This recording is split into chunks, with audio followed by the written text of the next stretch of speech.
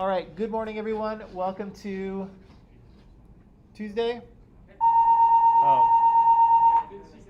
Good morning, Columbia College. I am so terribly sorry for the late announcements, but here they are. Today is Tuesday, October 26th, and it is Ghost Day. So if you're dressed up as a ghost, I would love to see you at lunchtime for a photo. So come on down to the student lounge at lunch if you're dressed as a ghost today. I just have a few quick updates for Spirit Week activities. Pumpkin carving continues in a few classes today. If your class is not participating but you want to carve a pumpkin, we are doing some carving in the student lounge today from now until after lunch. And tomorrow it will be from 10 a.m. to 1 p.m. On Thursday, we will be voting for our favorite pumpkins. And just to let everyone know what's in it for you, the prizes for the pumpkin carving contest include $10 and $5 gift cards to Tim Hortons. Next, today's movie night. So you have spoken, and the choice is made. For today's movie night, we are watching The Eighth Night, which is Netflix's latest South Korean horror. It's this moody mystery thriller film about two monks and a detective trying to stop a demon from being unleashed after it was sealed away for 2,500 years. So, join us today, 4 to 6 p.m. in room 450 for the movie. We will have free snacks, drinks, and popcorn for everyone to join. Next, our travel bucket list goals list is up on the bulletin board outside the lounge.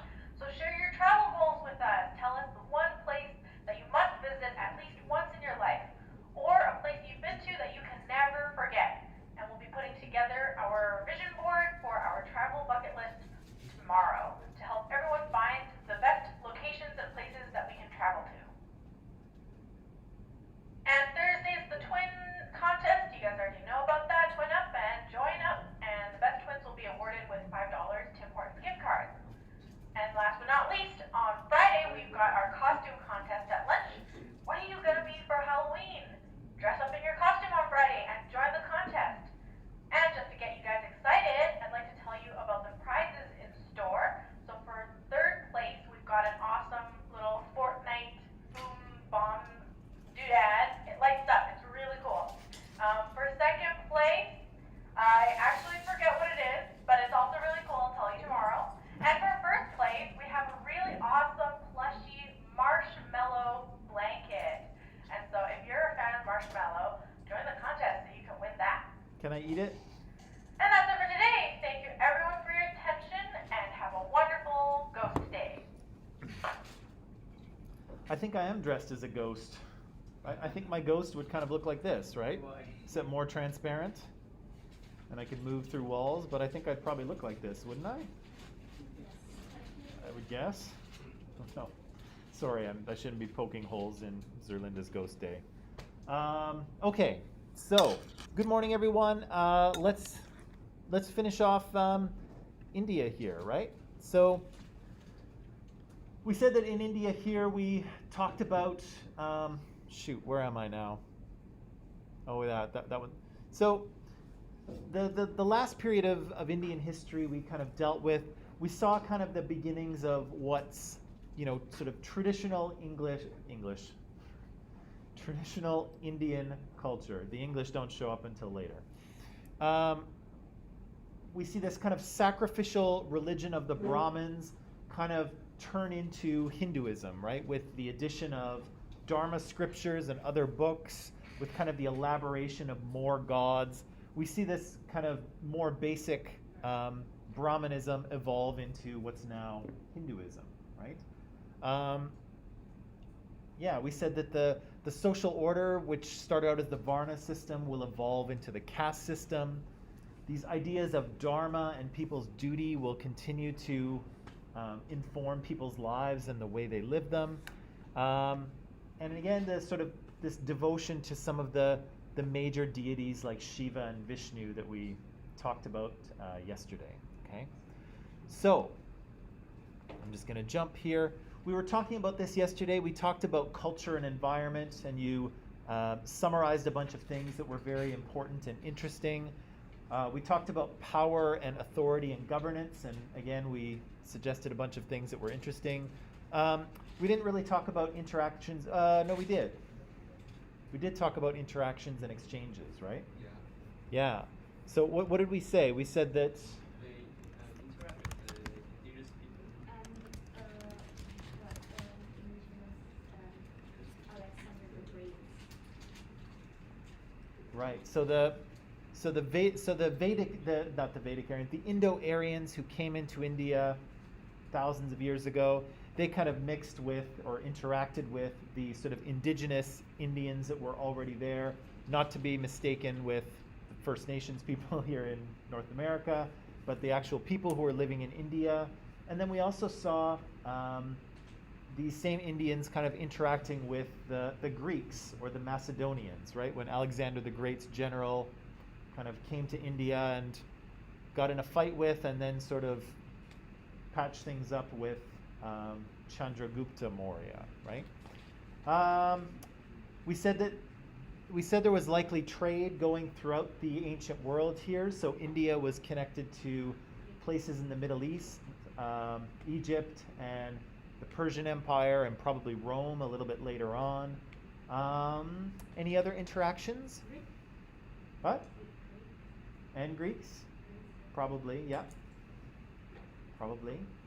Any other interactions or exchanges?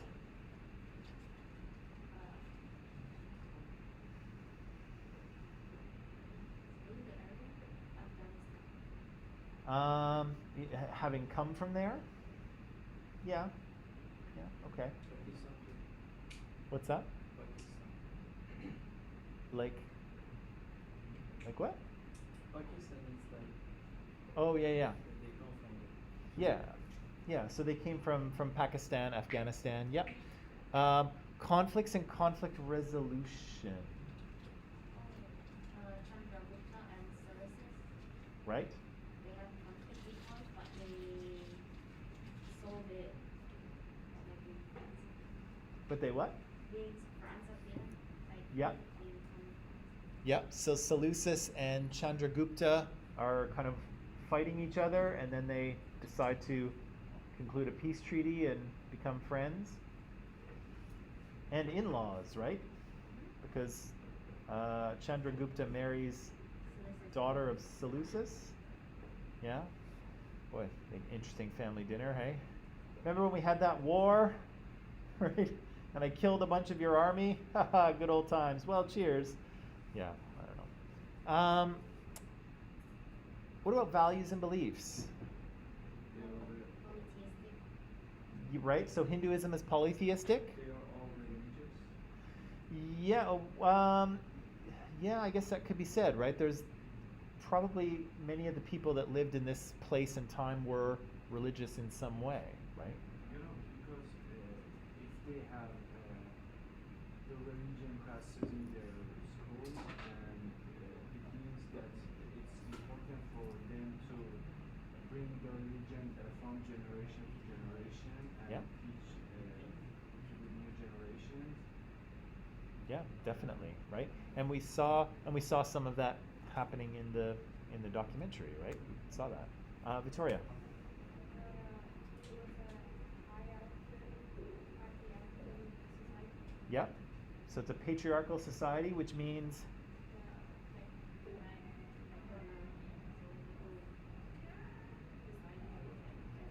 yeah, men are kind of in charge, right? Men hold positions of power.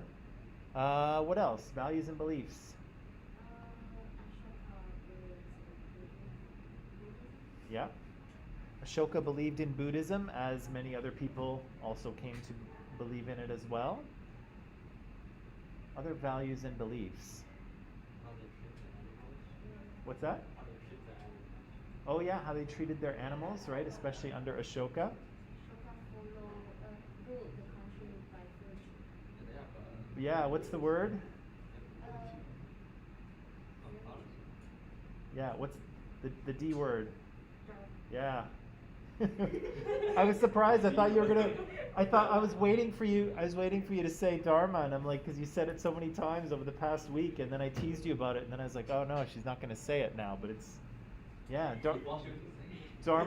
Dharma's a Dharma's a belief, right? And kind of your sort of your proper duty, right? And it's not only Ashoka's thing, but it's also part of an Indian thing, right? Everybody has a dharma, right? Everyone has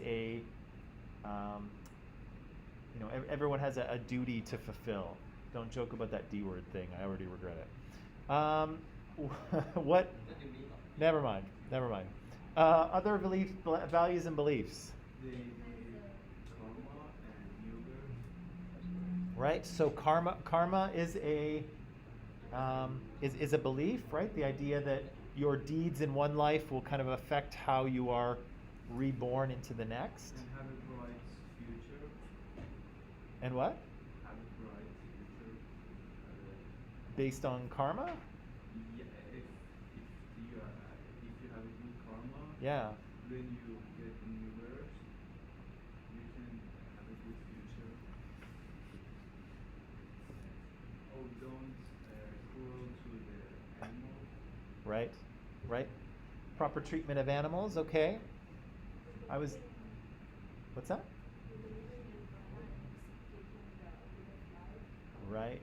Yeah. So all of these, both kind of Brahmanism and Buddhism, both have this idea that you are kind of stuck in this cycle of birth and death and rebirth, right? And your goal is to somehow escape from this constant cycle, right? And again, these different sort of religious traditions have different ideas about how you do that, but both of them are trying to escape from this sort of cycle, right? Which again is interesting and different because our major monotheistic religions of the world don't really operate like that, right? Christianity and Islam are kind of linear.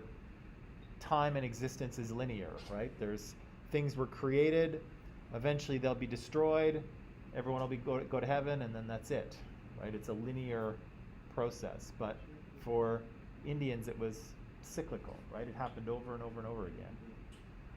What else? Beliefs and values. And do they believe that, if I'm not mistaken, they believe that things finish their let me check the word also.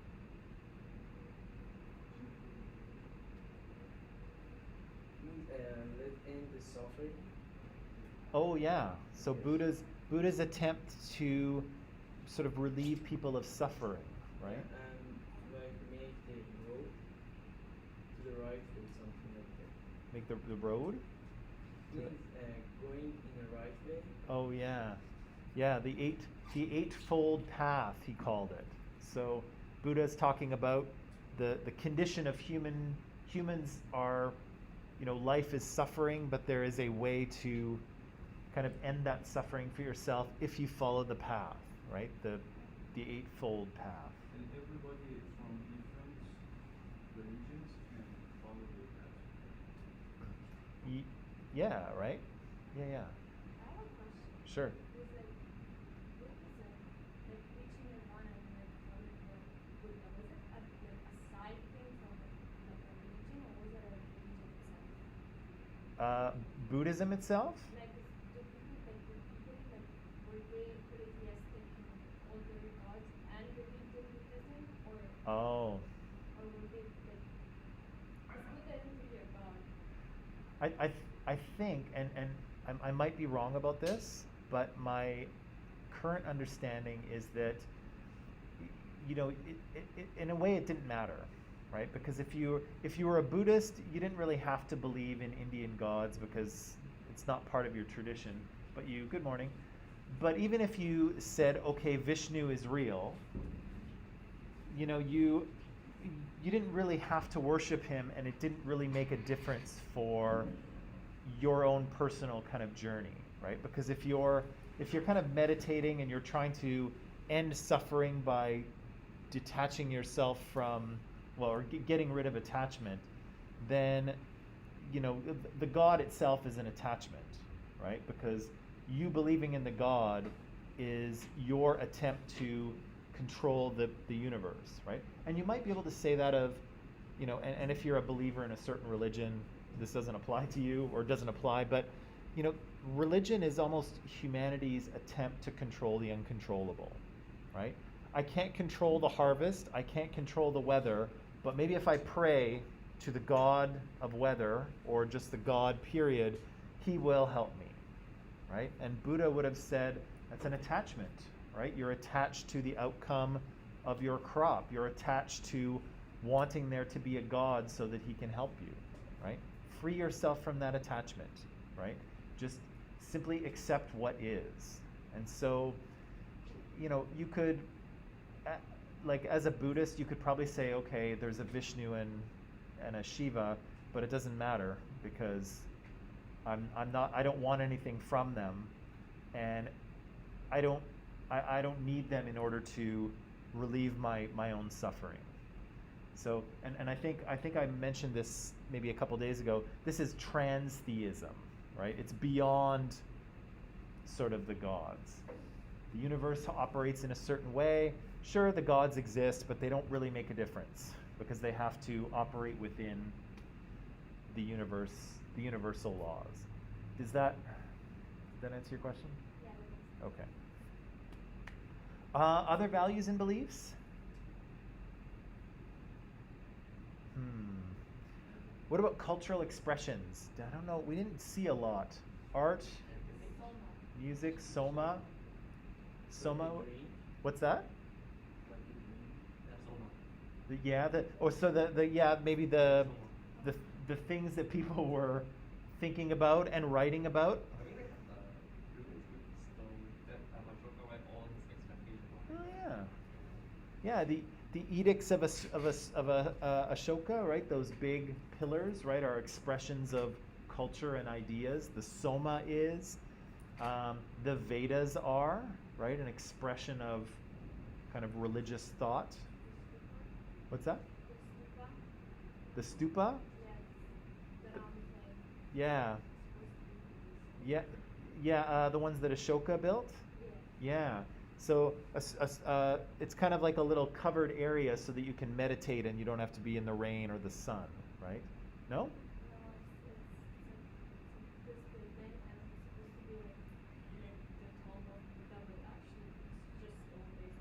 Oh, okay.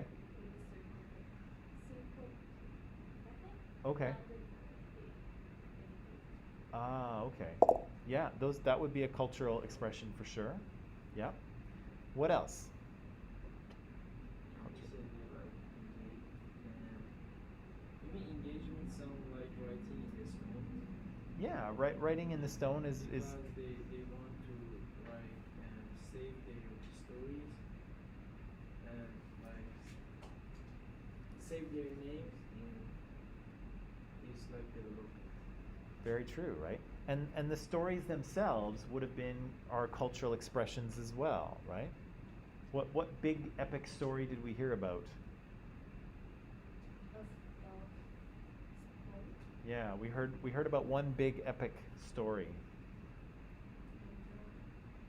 No, but we heard about Indra earlier on for sure. Yeah. Yeah, the big word, the Mahabharata. Mahabharata is a cultural expression, right? It's a big story, an epic story, right? The story of India, as they call it.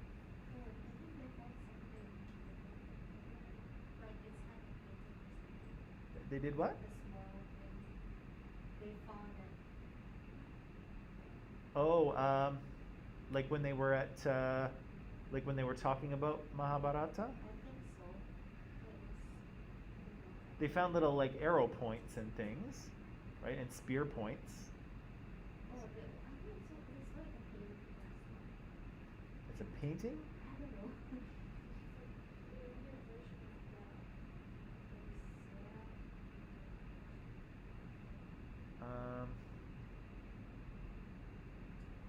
I don't know. I don't remember.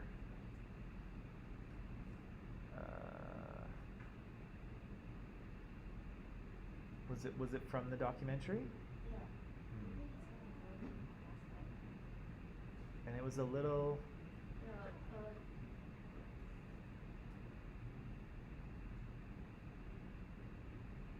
Shoot, what was it?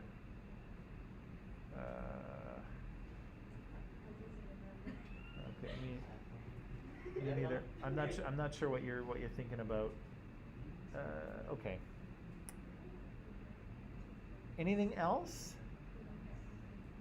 Other expressions of culture? Going once, going twice?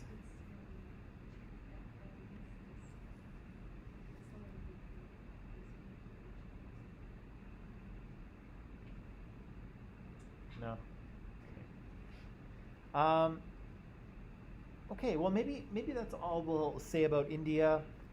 Again, I don't know what your impression or opinion is, but fascinating place, and I wish we could kind of spend a little more time with it because we've just scratched the surface of Indian culture and religion and Buddhism and Hinduism, and we didn't even talk about Jainism, which is similar but different, and so we could have spent way more time on it, but what are you going to do, right? 13 weeks. So, that said, I will sadly say goodbye to India, and we'll kind of switch gears here and deal with China. So, if I were to, well, I am going to ask you, what do you know? Tell me what you know about China. It's a what? Winnie the Pooh. Oh, Winnie the Pooh? Oh, I don't. I know a particular Chinese person who would not like Yeah, I know. to hear about Winnie the Pooh at all. It's just political cartoon. Mm. But like during World War II, like they Western country like they draw comics, right? Yep. They treat China as a big sausage. China is a what? A sausage. A sausage. Yeah, there's dividing the Okay. So China is the sausage. And yeah, who? And in who? the political cartoon, yeah, it is. Okay. And who's? And the Western countries are dividing. World War II. Oh, World War II. So like China is a sausage in that political countries. Oh yeah. Okay. Okay, I see that. I think so. So okay, so China is a sausage. Okay. It's being eaten by Winnie the Pooh. I don't get it. No. Just like a Western country. No, I know. I'm teasing. We all know Winnie the Pooh likes honey anyway. Yeah, like What else do we know about China? No That's Facebook. a long story. What's A that? long history. They have a very long history.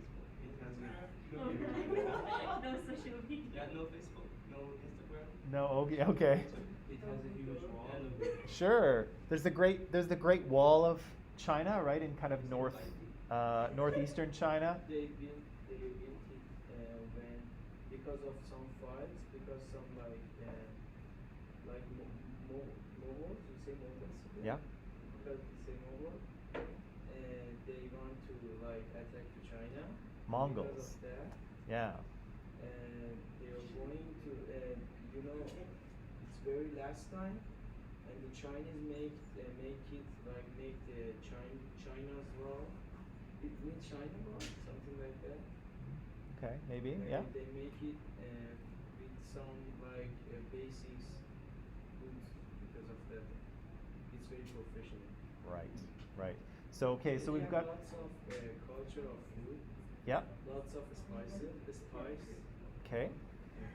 So we've definitely got its own cuisine, right? We've got the Great Wall of China. We've got some, internet controls, which aren't historical, but we'll maybe deal with those later. What else do you know about China, particularly kind of maybe ancient China? Yeah. So we kind of associate we associate with sort of ancient China with emperors, right? The story of emperors, and as we should, because there are kind of dynasties of empires for thousands of years, right? And what's really interesting is that sort of series of emperors goes from thousands of years ago, really all the way up into the 20th century, where the last It's a long repetition. yeah Keep repeating and how. until you get to I think 1911, when the last emperor is overthrown, and the Republic of China is declared. So again, it's almost as if you think of Egypt, it's almost as if pharaohs ruled Egypt all the way until 1911, which is mind-blowing, right? But again, that's what China has had, this really long period of imperial rule, kind of one dynasty after another. Really interesting. What else do we know about China? What's that? Okay, yeah, currently sort of a communist country. Kinda, sorta.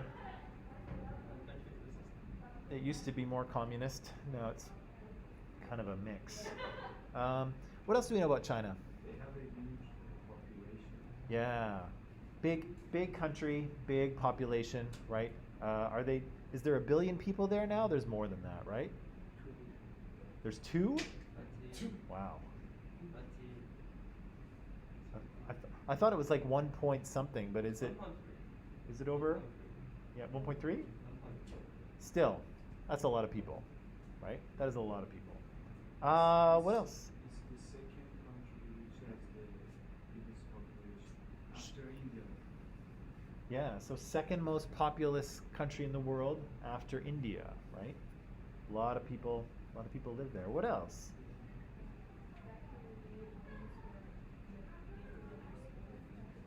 Say that?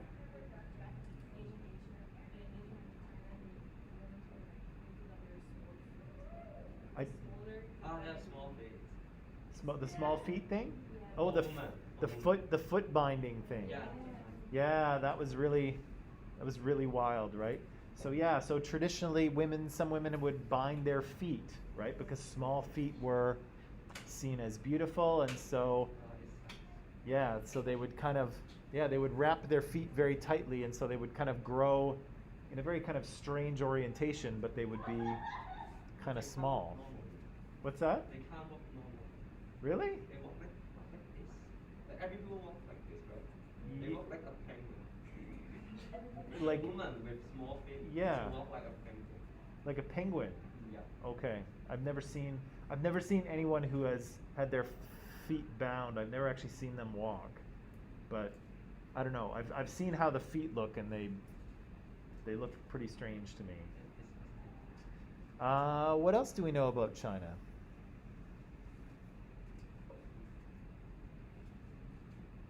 Many myths. So many myths. There's many what? Myths and stories. Oh yeah, lots of myths, lots of stories for sure, right? As all cultures do, have those. Okay. Well, that's not a bad start. Let me add in a few things for you here, okay? So, Now, like they are the biggest country for exported goods. okay, biggest country, yes, they do. Huge manufacturing center. I think it's come from the population. What's that? I think one of the most important reason of this about is the population. Yeah. Yep, very true. They Very have true. many workers. They have many workers, so it's the reason they can export many goods. Right. Okay, so again, we'll be paying attention to these kind of topics as we go through, but let's jump in, right? So obviously this is the part of the world that we're dealing with, but this is, of course, is the country of modern China, right? And ancient China doesn't quite look like this because ancient China, it doesn't control all of the territory that modern China does. And so ancient China is mostly centered around the 2 river systems there, the Yellow River in the north and the Yangtze in the south, okay? So again, like we saw in Mesopotamia, like we saw in Egypt, like we saw in India with the Indus River Valley, we also see civilization forming along the rivers, right? Particularly the Yellow and the Yangtze, right? So again, most of kind of ancient China centers around those rivers. The sort of northwestern and northeastern parts of China are not entirely under the control of ancient China. Sometimes a little bit, depending on the emperor, but it's sort of the southern and kind of eastern portion of China that's more under the control of Chinese emperors. Out in the top parts, it's a little bit sketchy out there. So again, we have a big country, right? A country that is physically large, and so its environment is quite diverse, right? So in Egypt, we had kind of the desert and the river valley, and that's kind of all we had, right? But here we have a lot of different environments, right? If you go down to kind of southwestern China, you'll come up against the Himalayas, and it's very kind of mountainous and dry and cold. If you move off into the southwest, it's a lot warmer and wetter and more like a jungle. Things dry out and get cooler off to the northwest, and so there's different kind of parts of China, and they all have kind of a different climate and a different environment, right?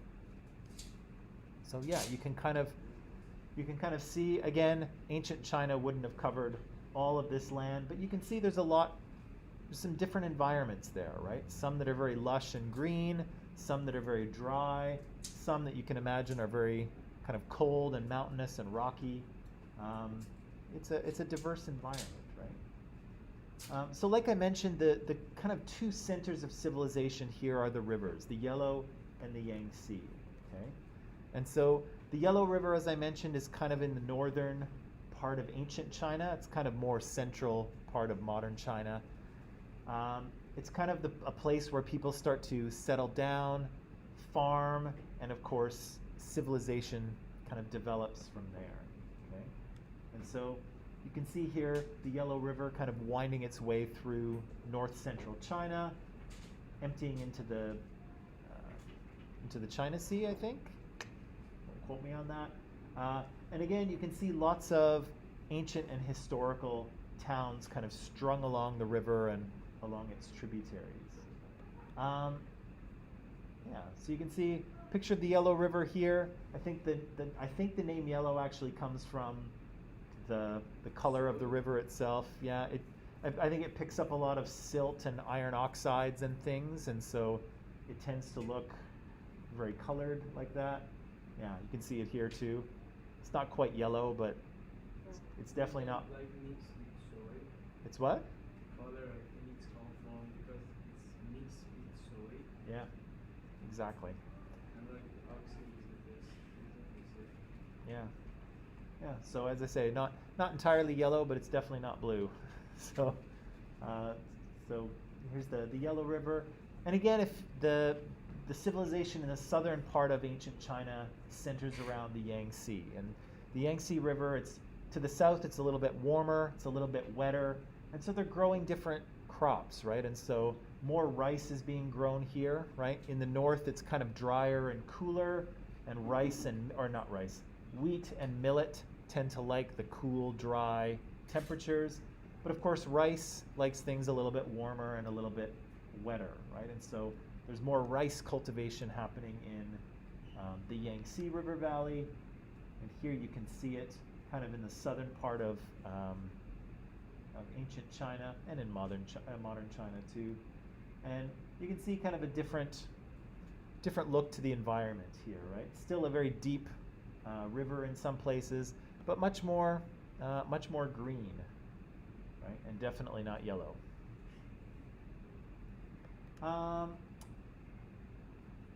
Yeah, so again, we have a climate that kind of varies depending on where you go in China.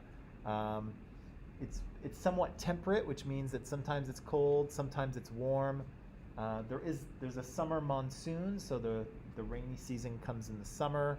And again, depending on whether you're close to the ocean, you might get warm, moist air off the ocean, or you might get cool, dry air coming in from Central Asia, right? So different parts of China are going to have different climates and probably different effects on culture as well, right? Because we've already kind of come to understand how much the environment kind of influences people's behavior, right?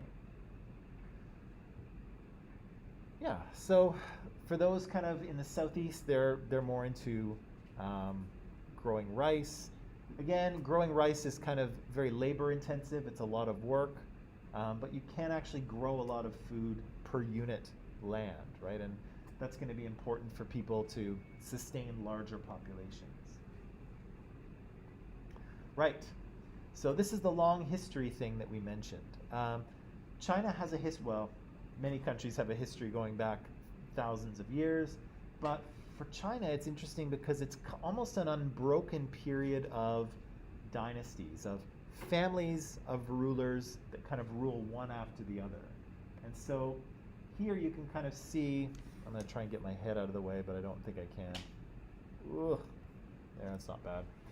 You can see all of these dynasties, and again, there's so many that we can't even put them in a timeline. We have to snake it around. There's so many. But each of those dynasties are kind of families of rulers, right? And some of them are in power for a few hundred years, some of them for more than that. And again, as you can see, it goes right up until 1911, right? When the Republic of China is declared, the last emperor, I think he steps down. I think he abdicates, if I recall. And then Kuomintang established the Republic of China before, of course, Mao's cultural or not communist revolution, and then we wind up with People's Republic of China. But again, it's a basically unbroken thread of history all the way back to the first dynasties, some 4,000 or 5,000 years ago, which again is just mind-blowing, right? Again, it's as if pharaohs were ruling Egypt until 1911. Insane, right? So as we kind of go through this, you'll probably be happy to hear that we will not deal with every Chinese dynasty. But It like for 12 years. what's that? I could do it for 12 years. There's one for 12 years. I studied this for 12 years. You studied this for 12 years? Yeah. Okay, so you don't want to hear any more about this? Yeah. Okay. Well, you'll be happy to know that we will not deal with all of it, but we will deal with a few of them, right? So the Xia and the Shang up top, we'll deal with them. The Zhou, we'll deal with them. And maybe a little bit with the Qin as well. So maybe just the first few dynasties, and then we'll call it a day there, because Kenny's already an expert in this. Not my expert. But you're done with it? Not like it's a core subject. It's like compulsory. Yeah? So I can't avoid it. Why do you think that would have been a core or compulsory subject? After school. After school? After school. It's not me. Oh, ask the school? Yes, No, I don't what? know why. I'm asking you. I'm just curious what you think. I just like, because the history. Because of history? Yeah, like you need to study, learn lessons in the past. Yeah. And you improve in the future. I guess so. Did you learn some lessons Nothing. from the past? No? Nothing. No, nothing. Because they don't have computer in the past. Okay. I have computer now. Okay. Well, maybe we can change that. Maybe we can actually learn something this time. Actually, he does. Yeah. So, before we go too much, well, okay. There's probably there is too much information on this slide. There is too much information on this slide, but like many other places around the world, there were some early farming settlements in this part of the world going back about 10,000 years. And again, we see kind of the same pattern, right? People, as populations rise, people have to switch to more intensive agriculture, right? And so we can kind of see this happening through the styles of pottery that people are using. That tells us a little bit about what kind of foods people were eating and what kind of populations there were. And again, we had a Yang Xiao culture developing along the Yellow River. Sorry, I just need to review what's there. Yeah, and so we have some evidence of these early civilizations, which, some buildings, some pottery, some tools, some burials, which kind of show us, again, it shows us some economic or social inequality, shows us what these people were doing.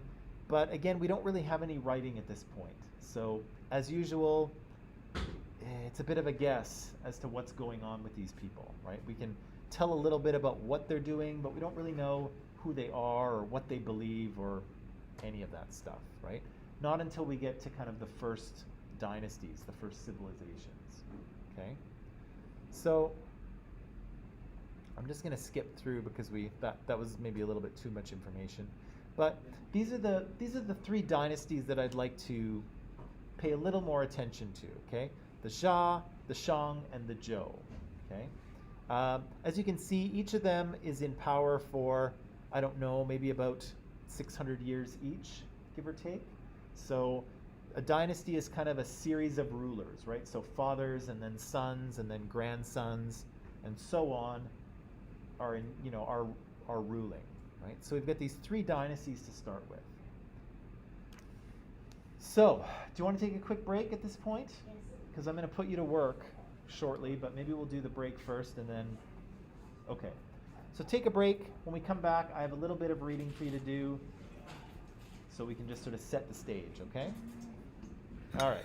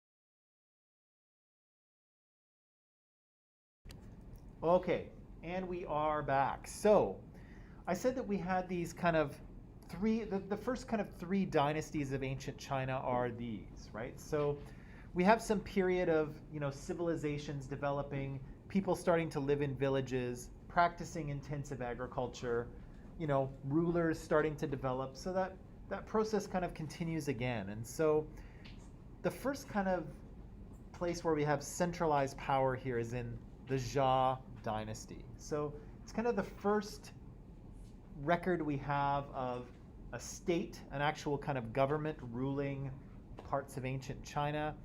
And again, when it was first kind of mentioned, people read about it. And because there wasn't any writing from the time, it was actually written about by people who came later.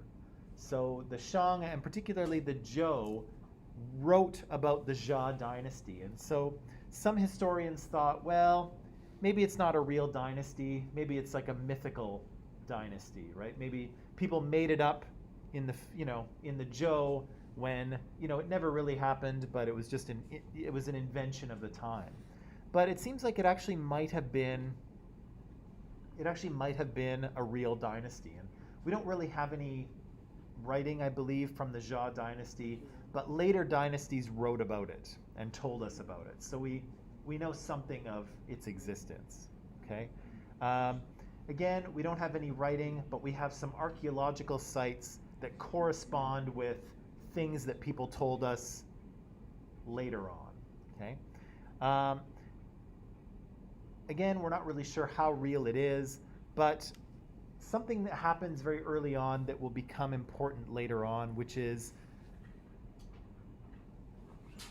the overthrow of the Xiao by the Shang rulers, okay? So there's this one family, the Xiao family, who are ruling China in this first dynasty, and then they're overthrown by another family, the Shang, right? And the Shang are going to rule China for about, as you can see, about 600 years afterwards. Now, why I'm kind of telling you this, or why I'm pointing this out, or actually, I'll get to that in a second. The Shang dynasty has some pretty interesting things that we should mention. Number one, their bronze technology. So the Shang people as you can see, where's my date range there? Yeah, so about 3,600 years ago, or at least starting 3,600 years ago, have developed a pretty amazing bronze casting technology. And so I don't think I have any, I don't think I have any pictures, but I'm going to pull something up on the screen here. Shang bronzes. Yeah. So,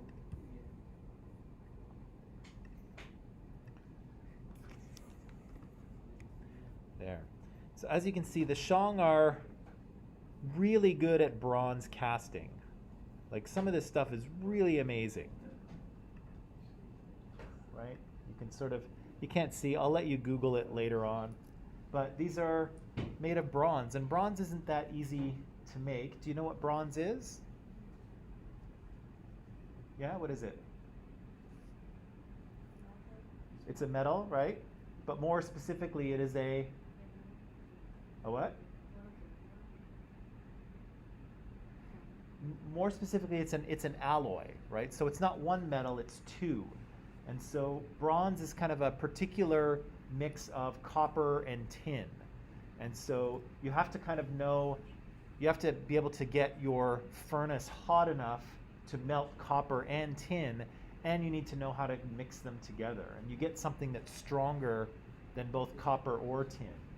And so here, the Shang people have not only figured out how to get their furnaces hot enough to melt this stuff, but they've also figured out how to cast in bronze as well. And as you can see, there's some pretty amazing stuff that comes out of there. I know you can't see it very well. So yeah, we see some pretty amazing bronze technology. We see the invention of a calendar. There's some religious rituals, which I won't get into. And we also see the invention of writing. So here again we have the first evidence of writing from ancient China. Again, they don't get the idea from other places in the world. They develop it on their own, right? And so one of the places, hang on.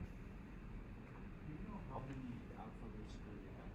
I mean, how many words do they have? I don't know. I don't know. Do you know? They don't have they don't have a number. So like they don't like not like English. We can expect putting letters together forming vocabulary. They don't want letters. They only like every word can have a single letter. So it can be thousand, more than thousand. Yeah. More than that. Yeah, because it's not a, again, I'm not, I think the earlier languages work this way too, but they're all ideograms, right? They're not phonetic symbols. So, like Kenneth says, they don't, each symbol isn't a sound, each symbol is a word or a concept, right? And so, And they don't want it to simple. Other than they translate to they what, sorry? like in the very old very traditional they use symbols to Yeah. represent like something like stuff. Yeah. After that like they develop Yeah. words. And they have sentence from that. Yeah, exactly, right? One of the reasons I want to bring this up is this idea of the mandate of heaven. Okay?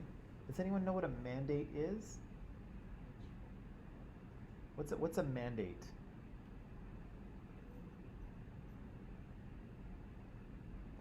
No? A rule? Oh yeah, okay. Yeah, yeah, sometimes it has to do with a rule. Yeah, it's used in that way for sure.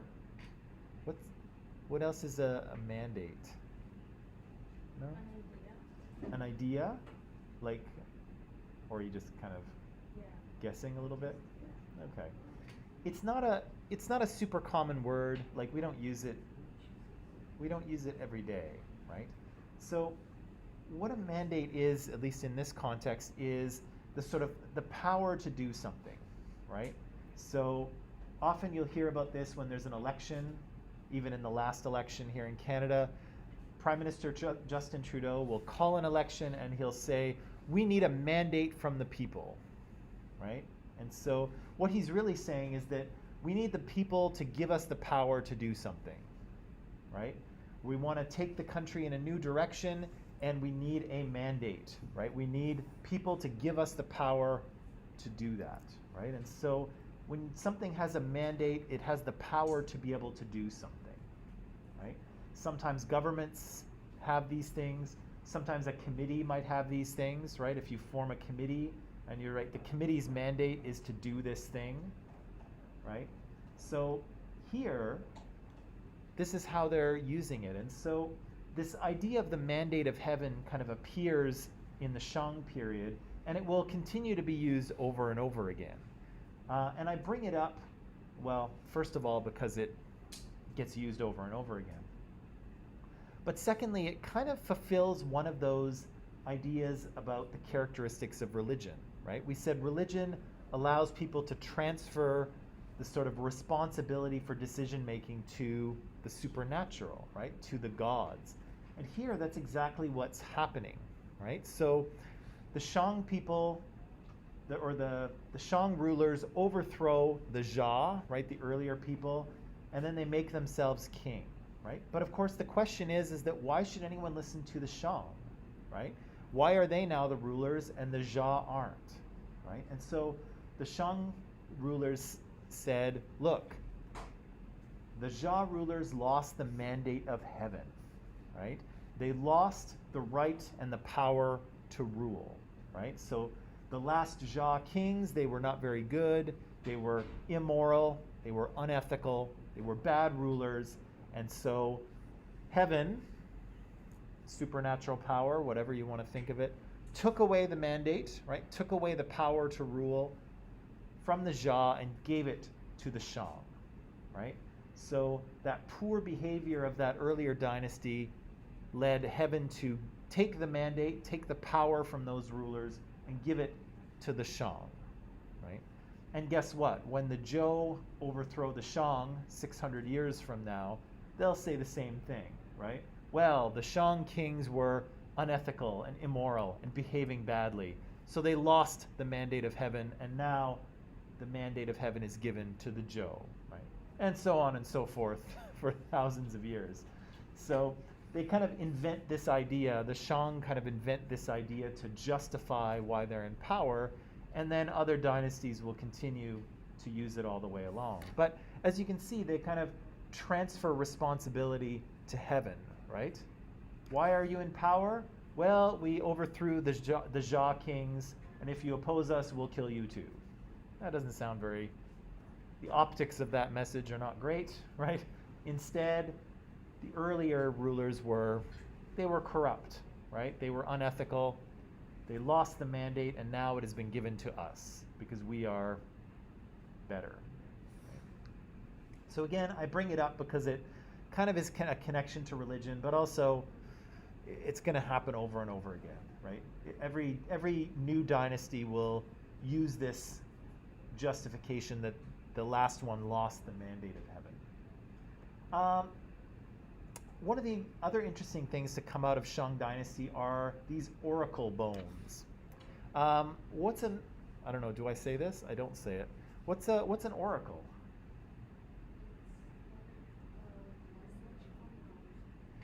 Yeah, it's kind of a message from God or from the supernatural, right? Or specifically, an oracle is someone who can figure that out, right? So in another way, not that I'm trying to do this, but this connects to the first characteristic of religion, right? Religions believe in supernatural powers, and there are people that know how to deal with these supernatural powers or can connect with them somehow. And oracles are exactly that, right? So people might have a question for the god, how can I be more successful? How can I make sure that I have a son? How can I make sure that this woman falls in love with me, right? And then you go and you ask the oracle, and the oracle will give you an answer, right? And the oracle is a person who somehow knows the answer or the will of the gods, right? And sometimes they do a little ritual, sometimes they read into a mirror or something, they do all kinds of different things, and they'll give you an answer from the gods. It means he's genius in communicating with nature, or he just study well the religion? It's usually what it is, like you do have to study, but usually people who are oracles are seen to have some sort of gift. Yes, magic, right? So sometimes there's something about them that's different, right? Or it convinces people to think that somehow they can know things that other people don't, right?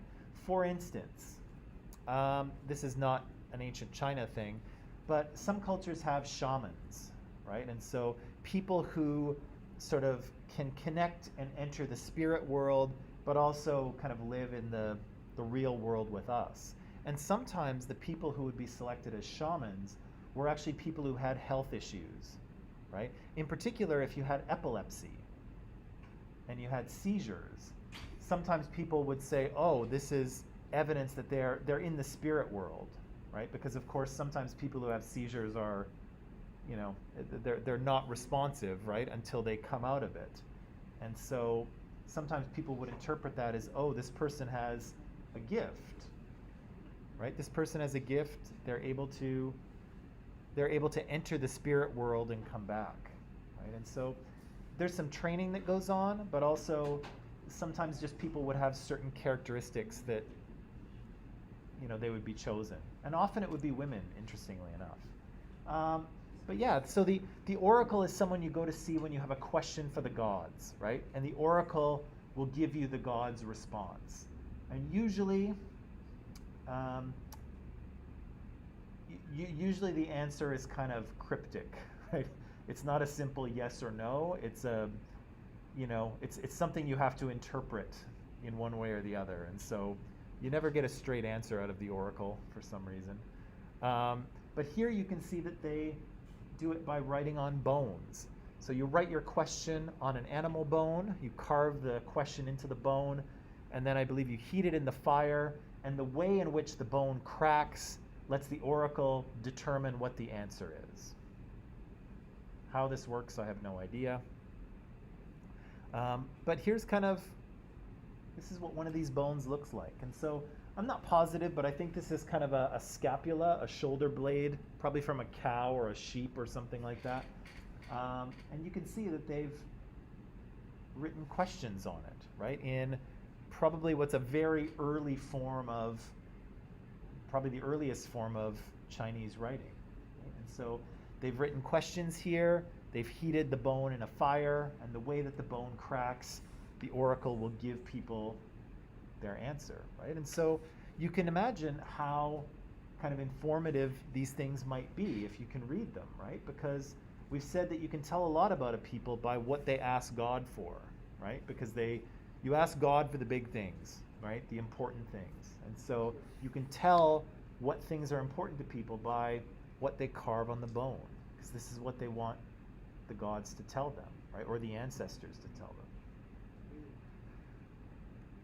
So, yeah, again, from these oracle bones, we can read them, thankfully. We know that there's a high god, right? This god D, but there's other gods too, and sort of spirits of nature. So, again, it's kind of a polytheistic religion, right? We know that at least. We know that there is the importance of ancestors that's already kind of built into this culture. Again, that will kind of persist all the way through Chinese culture, this kind of reverence or importance of older people and people who have come before, right? Your ancestors. That's still kind of a feature of Chinese culture, but it goes all the way back to Shang Dynasty here. And so, again, as you can see here, the Shang will last about 600 years, and then they'll be overthrown by King Wu, right? And of course, Wu will say that, of course, the Shang lost the mandate of heaven, and now it has been given to him, so he will rule.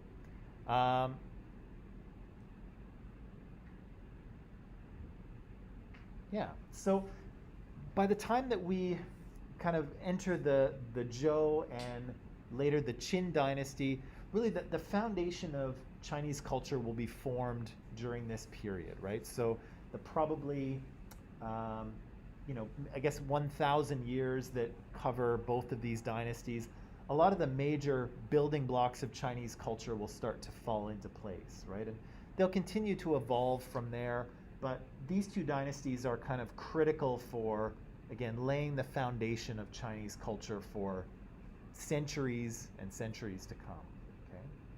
So, that said, what I'll get you to do is do a little bit of reading here from the textbook, and 5 questions, right? A little bit about the overthrow of the Shang by the Zhou and 3 policies they put into place. They'll talk about kinship feudalism and why, spoiler alert, why the system eventually failed, what happened during the Warring States period, and then who emerged the winner, right? So just a little bit of history of the Zhou and what's kind of happening during this period, okay? So, how much time do you need there, Felicia? 20 again? Again? How about, 25? well, no, we don't even have 25 minutes left in class. I'm going to give you 14, and we'll see where we are in 14 minutes, okay? All right.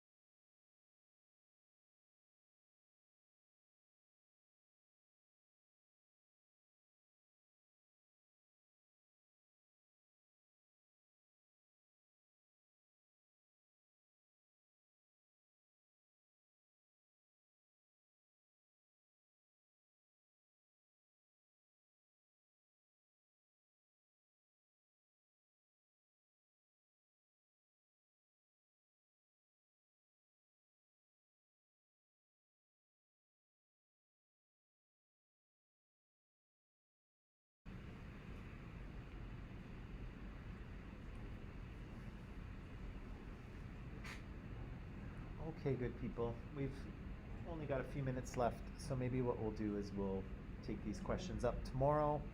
We'll take them up and then we'll look at one of the interesting things to kind of come out of this Zhou period, which is the teachings of Confucius.